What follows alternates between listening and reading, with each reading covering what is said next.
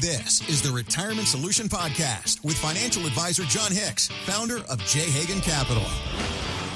'Tis the season for Girl Scout cookies and St. Patrick's Day and basketball tourneys. There is just... It is, isn't it? It's a jam-packed time of year. I don't know that I'm going to have the luck of the Irish this year. Oh. I don't get that feeling. Plus, I didn't hear, is Warren Buffett even doing his $1 million bracket challenge this year? Is because he retired officially. I know. I just didn't hear that he's doing it. I didn't either. Because what's the history of March Madness? There has never, ever once been a perfect bracket. Is that right? I think that that's true. At least none that they could prove. Right? So okay. I'm sure there's a lot of people say, oh, no, I definitely had that team winning Lehigh. Yeah. Lehigh won they never won. Anyway, but I don't know that they're doing it this year, but that's true. And that's that whole interesting thing about this time of year. So much of the madness, right, is in matchups, right? Yeah. So that's the biggest thing. So you can look at a team that has an unbelievable record and they're playing a relatively unknown team. And I remember this from years ago. UK, I think Tubby Smith had the number one overall team for UK. Yeah. And they played against UAB, University of Alabama, and with a 5-guard offense.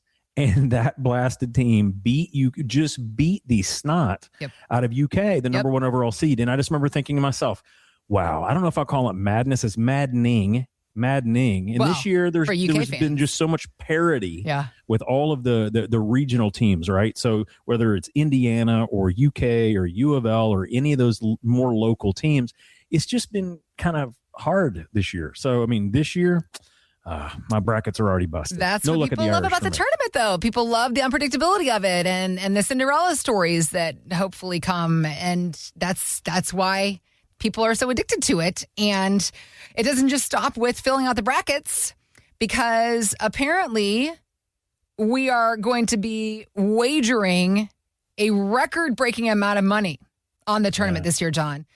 $150 billion is what the estimated bets are going to be on NCAA men's tournament this year. $150 billion is going to be bet on March Madness. Yep.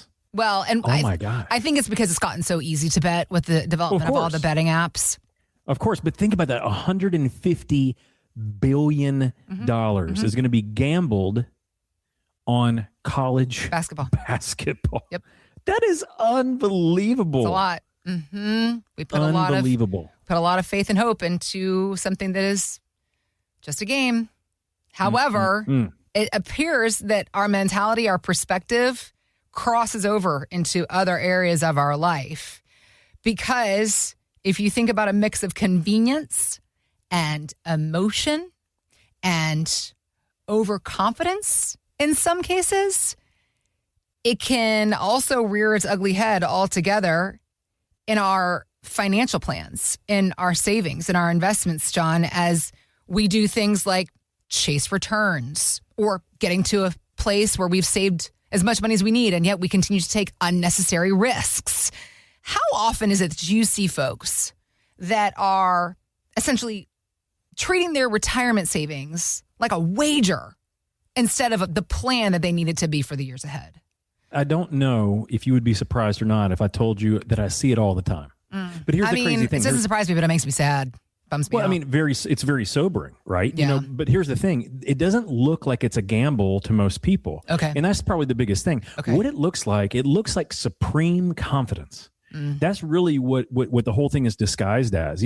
Whether they're picking the teams based on last year's performance. I mean, this happens to me all the time. I'm like, okay, what kind of year did that team have last year? And the thing, and we do this all the time with our own stock portfolio, our own investment portfolio. We're saying, hey, well, that stock has been good to me. This is probably one of the things I've heard the most over 20 something years of doing this.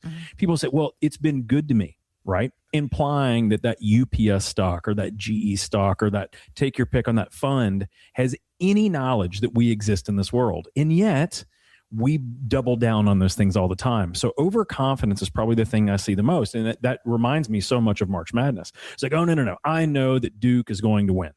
Well, maybe, right? But I love the idea of a number one seed falling to a 16. I mean, what was it that happened actually, didn't that happen to UK a few years ago? I think that we had the number 1 seed and we lost to a 16 seed. Well, I can't even remember. Again, that's what people love about the tourney. I know, right? Why are you bringing it back up? People are listening to you on the radio right now. How dare you?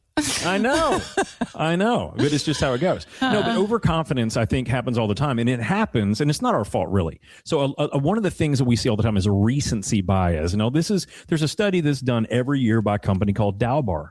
And they look, and they basically try to figure out, it's basically investor psychology. Okay. How come the market does, certain amount, and how come investors get so much less? And what they find every year is that whatever the market does, let's say the market does like 9% in the long run. Well, they'll find out that the average investor that invests in the market will earn like half. They earn like a third to half as much as the overall market. Now, why is that? Because of our emotions, because of the things that we do, because of our behaviors. It is so hard for us as human beings to just stick with something that's even been great, even been good to us for the long run, right? That's one of those things. So recency bias is one of those big ones. Okay. So one of the things that I always want to relate to people, because it doesn't feel like gambling, but when we're very confident, and I can tell you the story from a few weeks ago, talking to a client, and they had created purposefully a very tech-heavy portfolio. And frankly, it had done great. Okay. Over the past 10 years, there are a few portfolios that I have seen from clients that have done as good as this particular client's portfolio. I mean, it's killed it. Having said that recency bias, well, John, it's been going so good. I'm not going to make any changes, even though that very tech-forward portfolio basically was 3 to 4 times the allocation that we should have in that. Well, unfortunately, what has happened over the past year? Well, artificial intelligence has actually started to unravel some of the performance of these software companies. Now, what am I talking about? Well, this is the whole point of AI.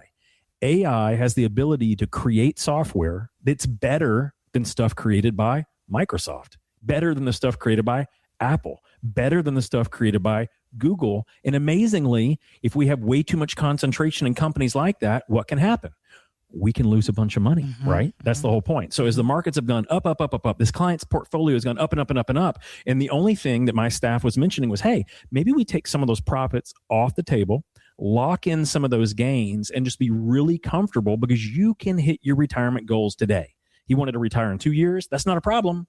We could actually even retire today as long as we don't have too much of the losses. Okay. Now, what has happened over the past 6 months? Yeah. Well, Iran did some things. The markets have done some things. Technology has done some things. Yeah. AI has done some things. And unfortunately, now that client's looking at about $280,000 fewer dollars than he used to have.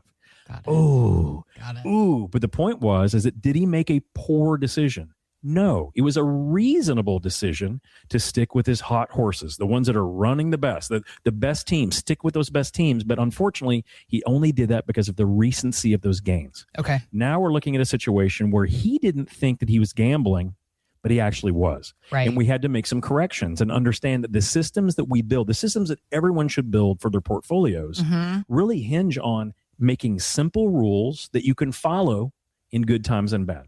So one of the things that I want to kind of bring up today is that if you're thinking about your investment portfolio, make certain that your plan does not dictate or be dictated by performance. Performance we can't control. We don't know when things are going to go great. We don't know when U of L is going to have that great run, or UK is going to have that great run, or whatever that team is. We have no idea when they're going to have it.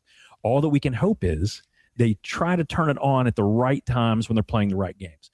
Because here's the other issue. We have way too much information in front of us at all times. Our phones are little miniature casinos, right? When it comes to gambling, it is too easy. Now that the state of Kentucky allows for online, gaming, you can jump onto DraftKings or take your pick on any of those things and quickly make a bet that you could win, but statistically, we're unfortunately in the long run probably going to lose. Same thing with our investment portfolios. It is way too simple to just pull that phone out real quick and check our balances. Just check them real quick. No big deal. God, that's such a good point. It happens all the time. And if it's a good market cycle day, we're feeling good.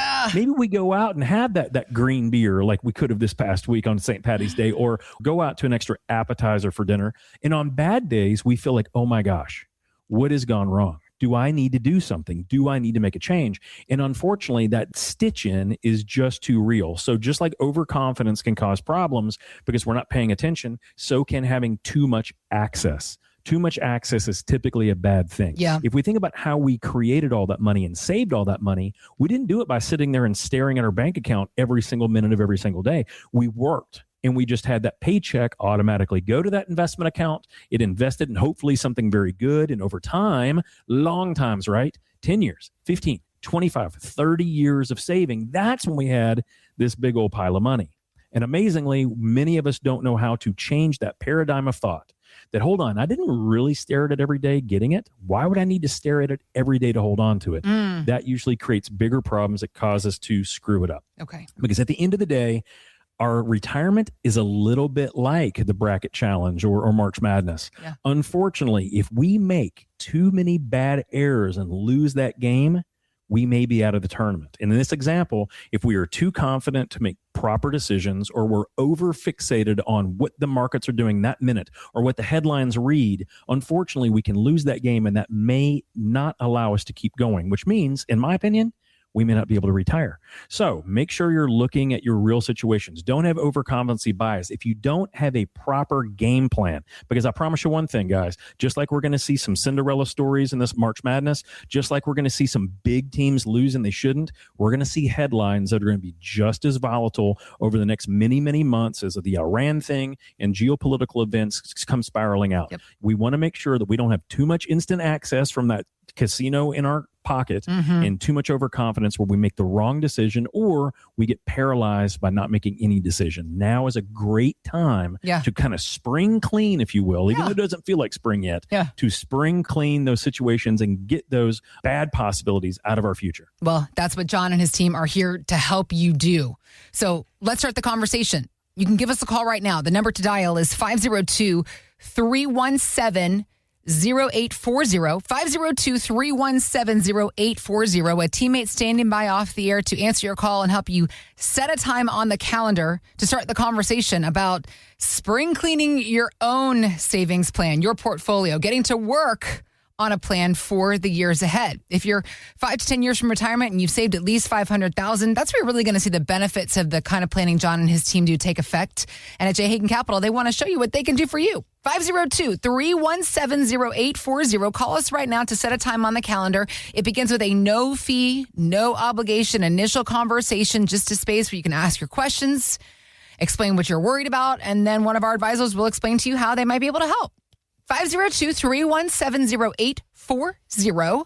You can also go to retirementsolutionradio.com or call us right now to set a time on the calendar. 502-317-0840.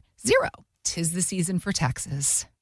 April 15th. Isn't that a shame? April 15th is coming. Actually, in your world, it's always the season for taxes. It's just this perspective that we have as Americans about April 15th. Yeah, the good news, well, there's good and bad news. Right. Most people, when they think about tax time, they're thinking about getting all their documents together and getting into their CPA. The crazy thing is, though, is that what we're about to get once we file this year's taxes is really what we're looking forward to. And I think that's what the article alluded to that we're going to talk about here in a second. Yeah. Well, it's such an interesting debate about what to do with our taxes, our tax returns, how we receive the information on whether we're going to get a return or we're going to owe a lot of money.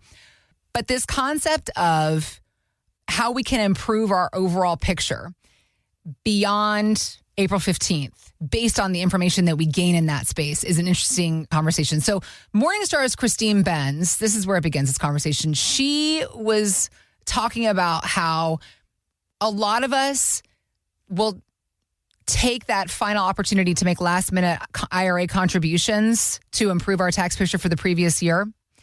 And it comes with a big caveat. So this is what Christine Benz was pointing out. If you are making that 2025 contribution right now, one thing to do is see if you have the wherewithal to also fund 2026 at the same time, because there really is a procrastination penalty, as Vanguard has called it in some of its research, because it sees these contributions coming in at the 11th hour. So you do want to get the contributions invested as soon as possible, because those are months of foregone compounding and those can stack up. So Christine's point is all of the months of compounding interest that you have lost out on by delaying the contribution to your IRA.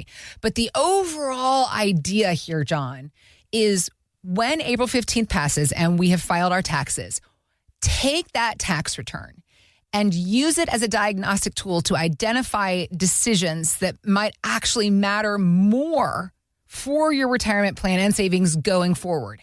How do we do this? What do you want people to know? Yeah, so I think the phrase that was used was use your tax return as a diagnostic tool, right? Yeah. But I think that there's a much better way to think about this. Now imagine I've got two kiddos, right? Yep. So I've got a 16-year-old who's a sophomore in high school. Good luck. Godspeed. A fifth grader who's 11, right? Okay, yeah. And so, my hands are full, both girls. Yeah. Both of them unbelievably talented and, really good in school. But having said that, instead of looking at our tax return as basically a diagnostic test, I want us to think about it like a report card. Okay. Because this happens in my house every single semester, right? So if I got one of my kids' report cards and it showed a D in math, imagine if I took that, looked at it for a quick second, immediately filed it away, and did nothing for the whole next year.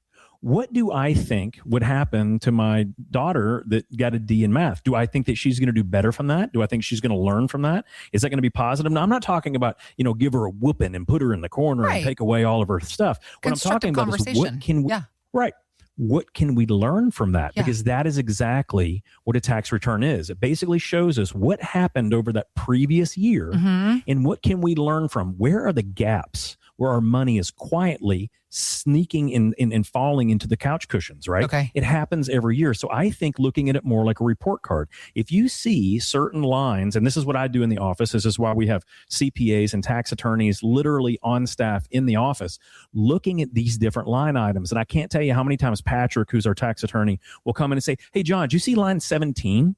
On the return?" I'm like, remind me, what are we talking about? He said, "Well, they had this much of extra income. Do you know where that came from?" I don't. Look in the client's file, find out if we found that out. Amazingly enough, it's a little bit like a mystery novel meets a report card. So when we're looking at last year's tax returns, and every one of us do this, it's basically showing us where are we doing exceedingly well, and where are we missing some opportunities? So instead of just filing that report card away, imagine if all of a sudden I realize, oh my gosh, a D in math, kiddo, what can we do about that? Have you talked to your teacher about it? Can we make sure that we're getting a little bit extra help, get a little extra study? Or is it some material that you just don't understand? Well, yeah, Dad, we're doing geometry, which of all math was the only real math subject I was horrible at. It's tough. It's not the usual. Right. There is nothing that I could do to help either of my daughters in geometry. Got it. Now, if it was calculus or statistics, anything else, I would be fine. Algebra. But unfortunately, it was geometry. So having said that, if I saw that D instead starting applying things, do I think that I would have a better result than just filing it away and waiting a whole year? But that's what most people do with their tax returns. Right. They get it. They wince at the fact they see a number they have to pay, or they're happy about the amount that they're going to get back, but they don't make any changes. That is the best way to use your tax return. Christine says as a diagnostic tool, but I think it's as a report card. It also lets us know, wow, did we have so much income and we didn't defer a lot of it? Or do we have way too little income we had to pull out of accounts? Did our RMDs cause our Social Security to be taxed? Should we, knowing your income, should we take Social Security at 63, 64, 67, whatever full retirement age is? All of those decisions, believe it or not, most of the time, my staff just looks at the tax return and they have a really good understanding. It's like, if they didn't utilize all this income, do they want to defer some of that? Do they want to kick some of that out and maybe do some asset shifting and get those assets in a tax-free position where they'll never pay taxes on that income again?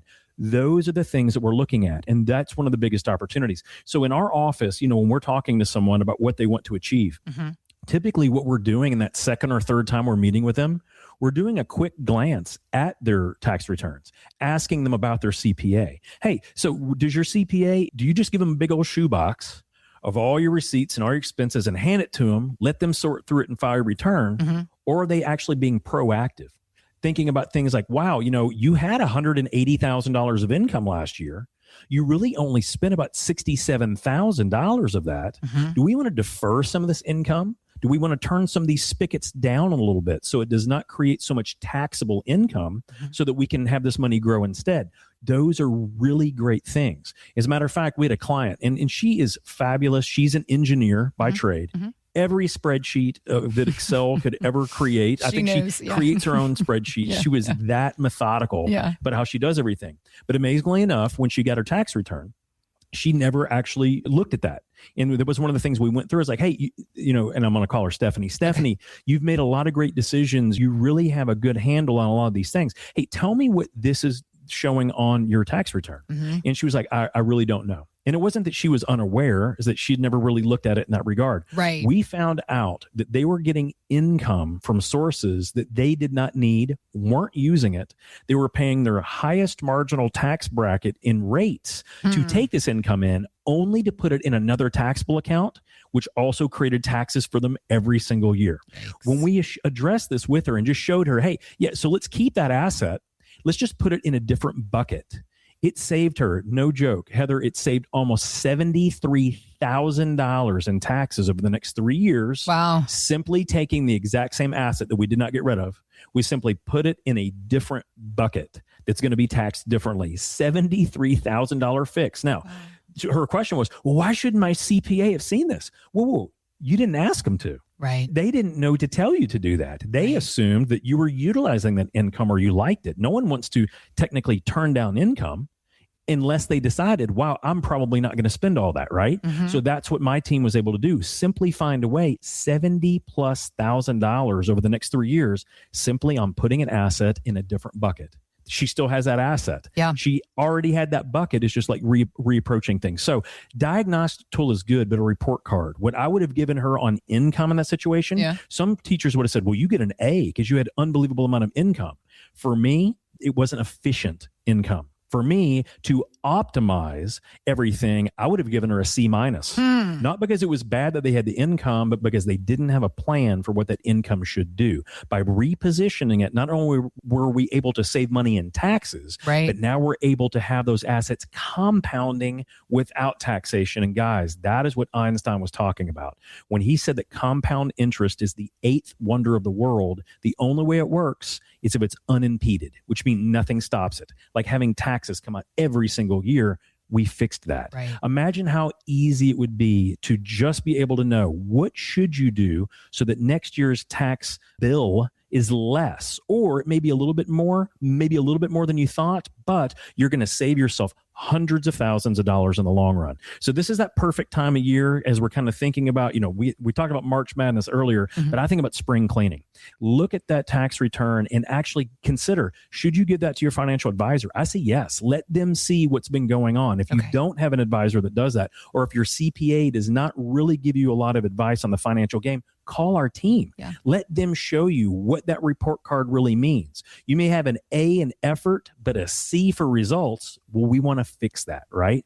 Because when it comes down to grades, some of us did really great in school, some of us not so good. I would much rather have a C in the class, but get an A in application all day, every day, right? And that's what we're really talking about. Taking that report card and doing the right things for the future part of your life and potentially the next 25 to 30 years of retirement. It's so much more than a piece of paper showing you what you owe or what you're going to get back from the government. Your tax return can reveal a lot of information for you, for your savings, and how you can do better by yourself. And with your savings, Jon and his team ready to show you how that might work. So if you've got questions about how to apply this to your own plan, maybe you're working with a CPA or an advisor and they're not having these conversations with you and you want a second opinion, Jon and his team, they are here for you.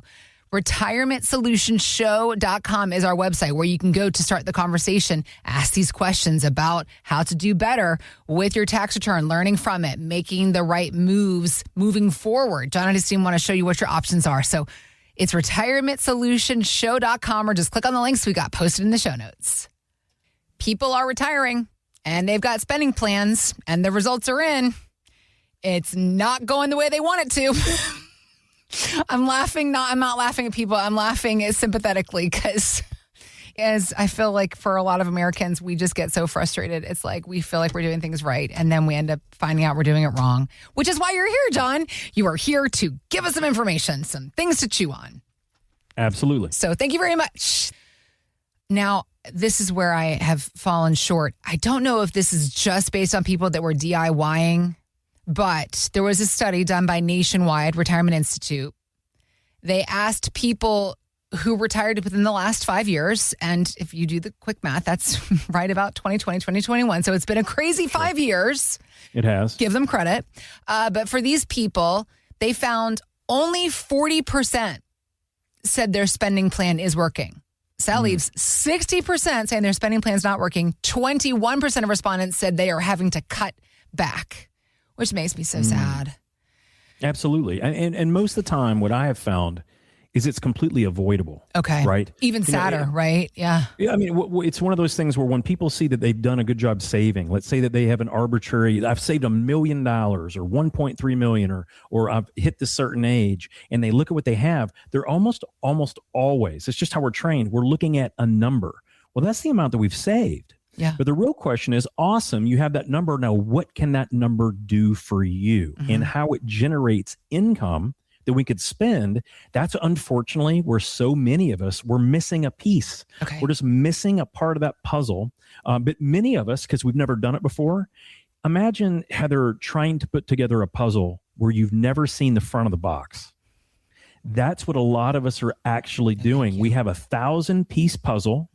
All of the pieces are in there. They're not even hard. It's actually a really well-designed puzzle, but we've never seen the front of the box. We have no idea what it's supposed to look like. That is what an income plan for most of us looks like. Okay. We knew how to go to work every day, show up on time, punch our time clock, get everything right, do the right things to the right bosses, to get the right promotions, to get the right bonuses, to put all that money away. Right. And we get to this point where it's time to retire. And unfortunately, we don't have a proper spending or income plan. And that is what derails us. So if only 40% of people say that their income plan is in line, I believe it. I would honestly say I think that number is maybe a little high. I think that, in my opinion, less than 20 to 25% of people actually have a written income plan for spendable income in retirement. Okay. Less than 1 out of 4. So if 40% say it's on track, or only 40%, then that tells me something that I kind of already believe. All we have to do is understand, when we get to this point, how do we spend that out as income? Because when people say it's off track over the last 5 years, it's kind of like, retirement a little bit is like a marathon. Whatever our tempo is for those first 5 years, it's kind of like the first few miles. Okay. That tempo will set the tone for the rest of the race, whether we're able to complete it, whether we burn out too quickly. And this is like spending, right? So if we overspend in the front end of retirement, it's kind of like doing that marathon with the first 5 miles. We go way too fast. Sprinting. All of a sudden, what starts to happen? Our body starts to cramp up. Yeah. We can't feel right. Our feet just start to immediately worry. And then all of a sudden our mind gets in the way. Like, oh my gosh, I went too fast. Now I have to do blank. Now I have to do blank. Now I have to do blank. And we start getting over inundated with all of our anxiety. That's typically what happens. So what we want to make sure we're doing is that as we're utilizing the concept of retirement as a marathon, once we get to that point, it's not the finish line. Once we finally retire, it's not a finish line. That's not a trophy at the end. When we get to the finish line, that's actually the starting gun of a completely new race. That's right. Where now we've crossed that finish line to get to retirement. Now the marathon really begins. The next 20 to 40 years of creating income and creating purpose in a meaningful existence so that we can be happy over the next 25 to 30 years. And that is where so many people, unfortunately, they don't plan for it or they don't get it right. You were pointing out some ideas there about things you're seeing people do wrong. The idea of starting off with the sprint of the marathon, spending too much too soon. What other mistakes do you see people making? Can we go as specific as just with the income plan where you see people making mistakes that can be avoided? If you think about it, income and retirement is the ultimate outcome. Right. If people just had, I know that I've given the story 1,000 times, but I'm going to do it again because it's so poignant and it shapes so much about me. Yeah. My grandfather had nearly $10,000 a month, every month that came in from guaranteed pensions. They were either from the federal government, the Department of Defense, or the state of Tennessee, and they were going to come heck or high water. That money was going to come in. He almost didn't have to have any other plan because of the money that came in. Now, imagine and think about that for a minute. If you had in retirement $10,000 that came in every month, would you really have a whole bunch of fears? I mean, the average person wouldn't, especially because my granddad, when he worked, he never made more than like 35 grand a year ever in any given year when he was working. Wild, so his retirement was like, 3 times better. Right. Look at me. Let's go to Walt Disney World. Let's go to Missouri. Let's go do all the things.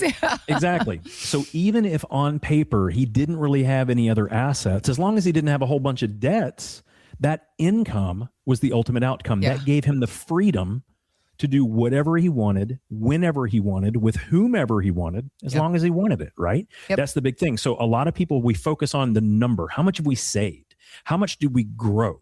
But we're not thinking about, but what does that number mean? What can it do for me? Can it give me $7,000 every single month, come heck or high water, regardless of market performance, regardless of what happens in the administration, regardless of what happens geopolitically, regardless of what happens with tax rates or the Fed? And that's what a really good plan should do. Income is the ultimate outcome. So if we just focused on an income plan, then most people would have an unbelievably successful retirement. And let me give you an example. So I'm gonna call her Carol. Carol had done everything right. She'd saved almost $900,000 by the time that she retired at age 63, right? So she had a small pension. She was going to turn on her Social Security at 67 because that was her full retirement age, but she'd saved almost $900,000. Everything was going to plan. Here's the amazing thing. She came to us not before she retired. She came 14 months after she had retired as a referral from her daughter. Okay. Let me tell you why. So Carol had done everything right. She had everything together, but what had happened, and her daughter said, Jon, she just seems a little anxious. She just seems a little not right. She seems not depressed. She seems anxious all the time. Yeah. And when she came in and met with us, we looked at it. She actually had a yellow steno pad and she pushed it across. And she said, Jon, I look at my bank accounts and my retirement accounts every day, twice a day. Yikes. I see every single thing that has ever been pulled out of those accounts. And here's what I did. I needed to do a light kitchen remodel because I was in the house every day. I had to have it done. I actually needed to help my daughter with a wedding plan. And so we did that. I was obviously going to do that. I had to do that. And my son was doing really, really well, but he lost his job and I had to help him out a little bit too. So those 3 things all happened in the first 14 months of her retiring. None of them were reckless. Not a single one of those expenses were reckless. They were reasonable. Yeah. But those reasonable expenses that happened in the front end of her retirement spent $94,000 of the $900,000 she'd saved. Got it. Amazingly. And what she said, and what she was like, I don't know how to keep doing this because I've gone through so much. And it's true. She was pulling out nearly 10%, a little bit more than 10% of her savings, and she knew it wasn't going to last. But what she didn't have, she had tremendous savings. She had done a great job. What she didn't have was an actual written spending plan that made sure that reasonable expenses didn't cause her to have an unreasonably negative retirement. So all we had to do was go through it and let her understand there are certain types of expenses that we need to plan for because all of these things just compounded all at once. Could she have spread them out? Maybe. But the main thing was having the permission to spend the money she needed to. And let me put this into context. So Carol spent $94,000 in her first basically 14 months of retirement. That was not only way too much, it's kind of like outpacing yourself at that front end of a marathon. Yeah. You know, you've got 20 plus miles to go and you're already feeling the pain. Can she make it? She absolutely can, but it's going to have to change her thoughts and change her reasoning.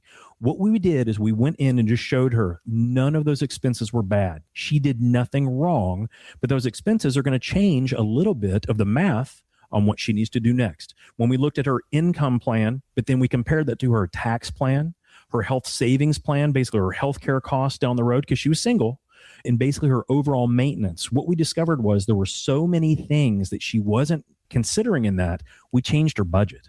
But what that allowed her to do was to feel confident that every single month when the income was coming in, she had permission to use it. We also created what we called a life happens bucket, where we basically had about a full 2 years worth of income, not to be blown through, but to understand if we blew through more than that, it was going to cause bigger issues. But that was the only account that she needed to look at with consistency to know if this happens. What it did is it gave her a completely different sense of understanding because we finally said, no, when this money hits your bank account, you have permission to use it the way you need to. Okay. Pay for, the improvements around the house. Do these things, but spread it out.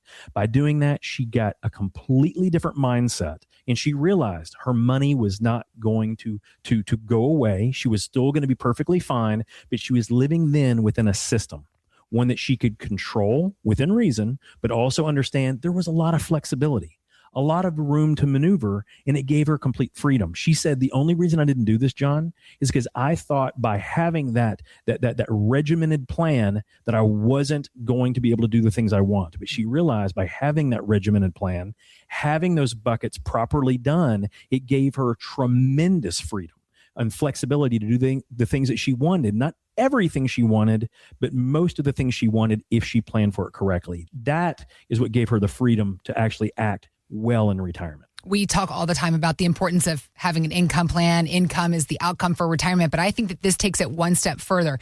Do you have a spending plan within your income plan so that you can do what you deserve to do, spend with confidence in retirement? Ask yourself, will you be sprinting too fast out the gate? Do you understand what it is to start a new race? Now you're transitioning into retirement, this different mindset of your spending plan. Do you have a plan for unexpected expenses?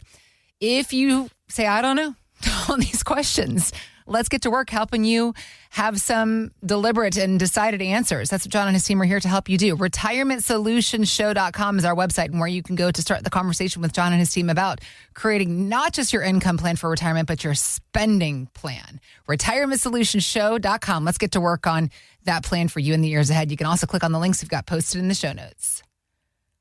So lots of folks spending some time this weekend watching the March Madness tournament.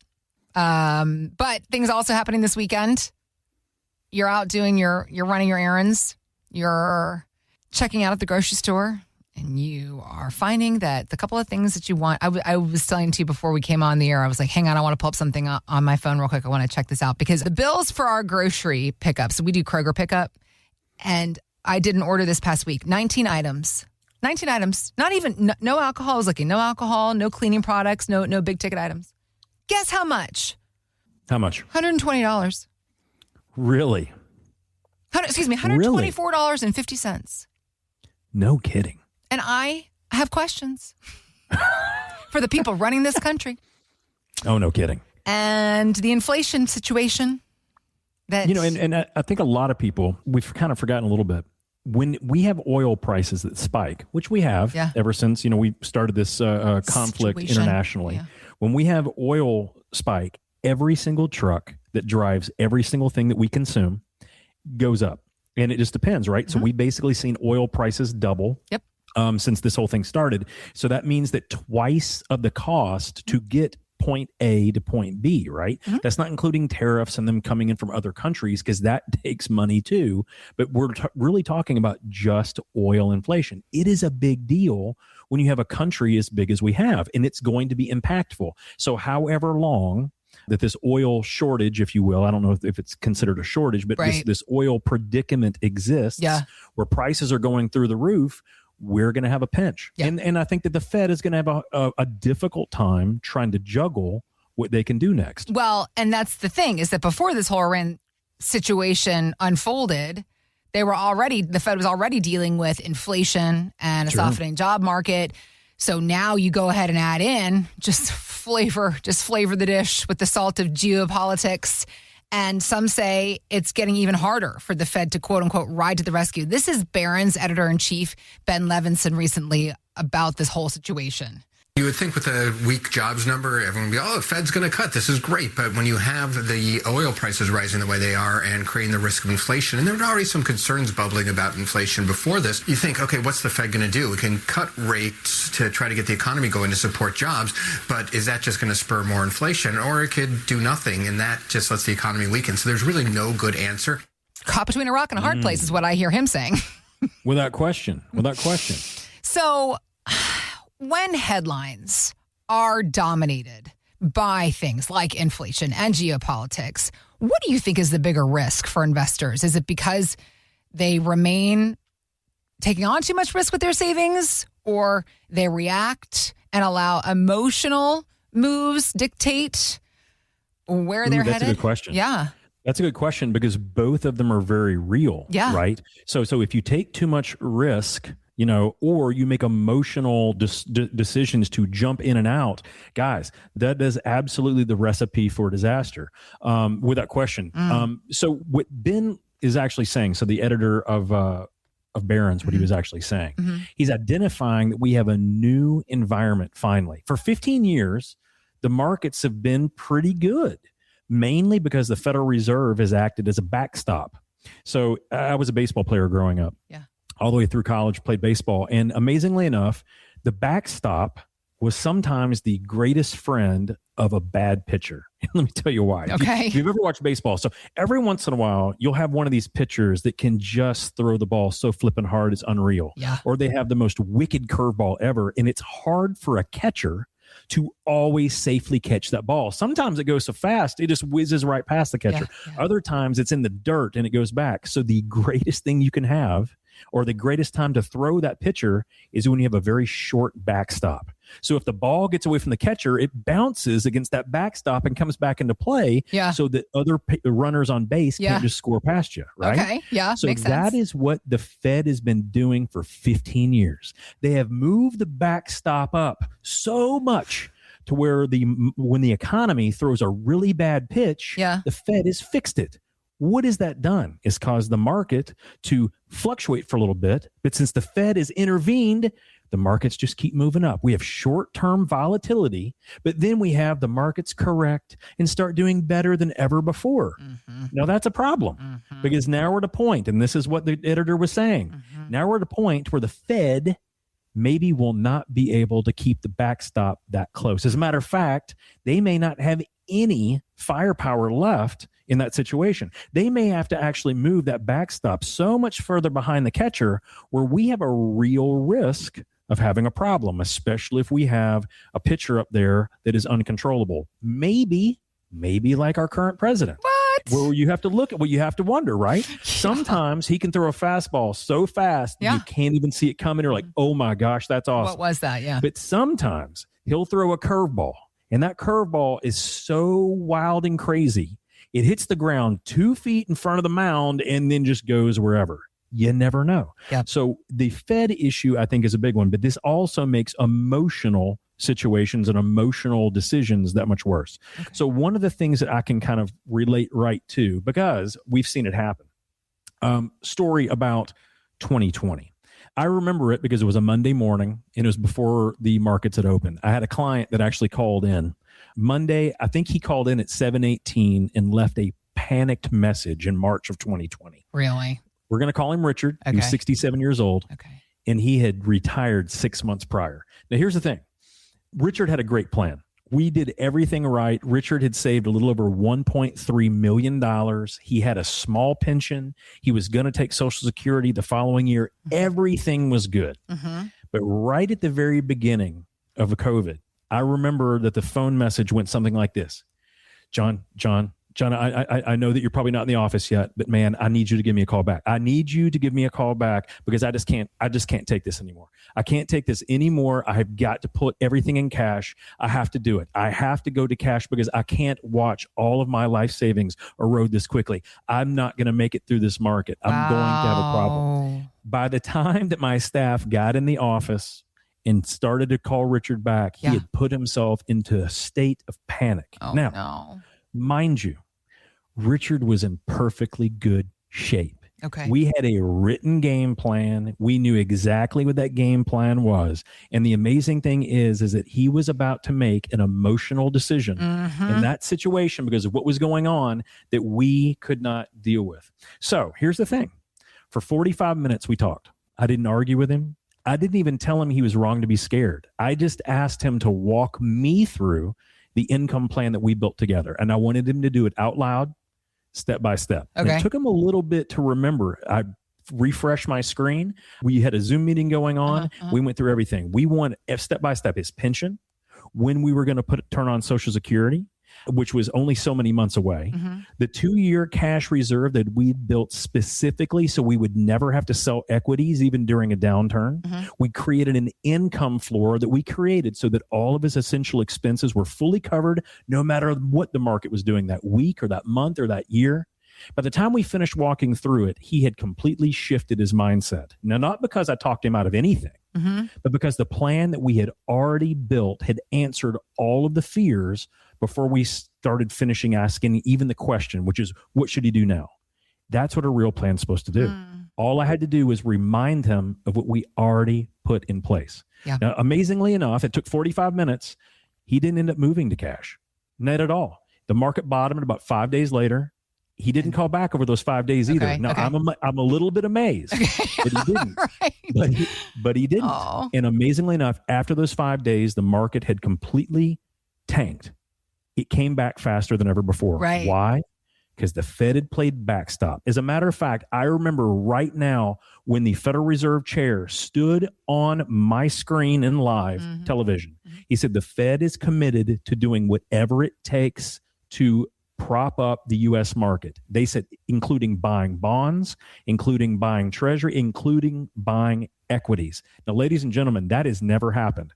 No Federal Reserve chair had ever stood up and said, we will not allow this downturn to happen. Well, how many of them have been facing a worldwide pandemic? I mean, it was a weird time. Yeah. Bingo. What we saw was it's almost like rocket fuel. Yeah. It was just like what he said, that literally started one of the greatest and most unbelievable runs of the market that we have ever seen because of what the Fed did. Now, amazingly enough, Richard ended up not making a poor choice because I reminded of the plan he already had. But what the Fed did, we may not have this time around. And that's exactly what Ben Levinson was saying. Yeah. He basically said, hey, the Fed may not have the ability to do this because if they try to help the economy out by giving stimulus and reducing rates, it may cause inflation to go back to where it was during the Biden administration. We had nearly double-digit inflation for months, guys. That was really not good. And we're still paying the price for that price. I'm not even going to gouging anymore, but the inflation that we experienced during then, you're not going to find ground beef under $4.95 or $5 a pound anymore. I don't know when that's going to go down. But the point is that we may not have the Fed be able to play backstop that tightly anymore. So we have to make sure we have the right plan, because even if the Fed had not been that close to play backstop, Richard's plan still worked. Okay. He was still able to have lived through that situation no matter what. Now, what's going to happen the next time? I don't know that the Fed's going to be able to step in. So you really have to be serious. Do you have a written income plan? Do you have an actual retirement plan that covers protection, income, tax strategies, wealth transfer, and healthcare? If you don't, then that's going to potentially cause problems. I don't think the Fed is going to have the ability to play backstop like they have in the past. Right. So you have to make sure you get your game plan right. But just like Richard, once you realize with the right plan that it is constructed well and you can live to fight another day, all of a sudden, just like him, you probably won't call your advisor that much. You'll probably realize, I'm good. Even if the outside economy is going to throw me curveball after curveball after curveball, I'm good. And once you realize that, that's when you can actually have a purpose-driven retirement, not one catered to fear. Let's begin the conversation helping you understand about your plan, your money, your future. It's retirementsolutionshow.com, or just click on the links we've got posted in the show notes. Thanks for listening to the Retirement Solution Podcast with Jon Hicks. Begin the conversation about your savings plan with Jon and the team at J. Hagan Capital by visiting retirementsolutionradio.com. Be sure to listen to Jon's radio show, The Retirement Solution, Saturdays at 8 a.m. and Sundays at 9 a.m. on News Radio 840 WHAS. J. Hagan Capital Incorporated is not licensed in all 50 states. To find out if J. Hagan Capital Incorporated is licensed in your state, please call 502-690-5635. J. Hagan Capital Incorporated is not affiliated with nor endorsed by the Social Security Administration or any other government agency and does not provide legal or tax advice. By contacting us, you may be provided with information about insurance and annuity products offered through J. Hagan Capital, LLC, NPN number 1882794.